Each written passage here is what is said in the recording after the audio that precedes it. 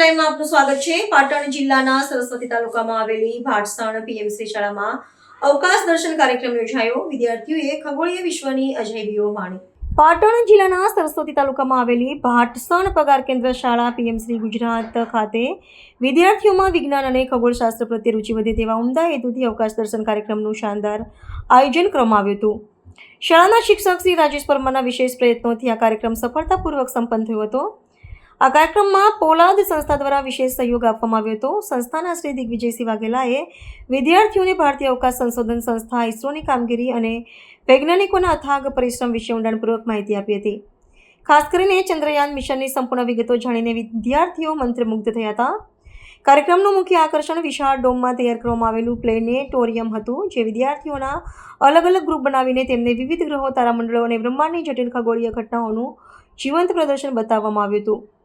ગ્રામીણ વિસ્તારના બાળકો માટે આ એક યાદગાર અને શૈક્ષણિક અનુભવ રહ્યો હતો। શાળાના તમામ શિક્ષકો અને વિદ્યાર્થીઓએ આ કાર્યક્રમમાં ઉત્સાહભેર ભાગ લીધો હતો। ખગોળ વિજ્ઞાનને આટલી નજીકથી જોવાનો અને સમજવાનો અવસર મળતા સમગ્ર શાળા પરિવારે ધન્યતા અને આનંદની લાગણી વ્યક્ત કરી હતી। આ પ્રકારના કાર્યક્રમોથી વિદ્યાર્થીઓમાં વૈજ્ઞાનિક અભિગમ કેળવાશે તેવો વિશ્વાસ શાળા પરિવાર દ્વારા વ્યક્ત કરવામાં આવ્યો છે।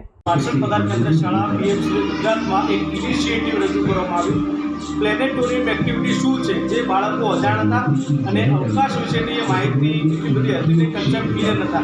જે અંતર્ગત આજે તમારી શાળામાં પ્લેનેટોરિયમ એક્ટિવિટી અંતર્ગત આખું અવકાશ દર્શન કરવામાં આવ્યું। જેમાં આપણે બધા જાણીએ છીએ કે ચંદ્રયાન શું છે, તો બાળકોને આછી પાછળ માહિતી હતી, પણ લાઈવ જે અહીંયા ડોમ્સમાં બતાવવામાં આવ્યું છે, એક અંધકારવાળા રૂપમાં આખો જે આસ્પેક્ટ ઊભો કરવામાં આવ્યો છે, એ બાળકોએ જોઈને ખૂબ જ આનંદની અનુભૂતિ કરેલી।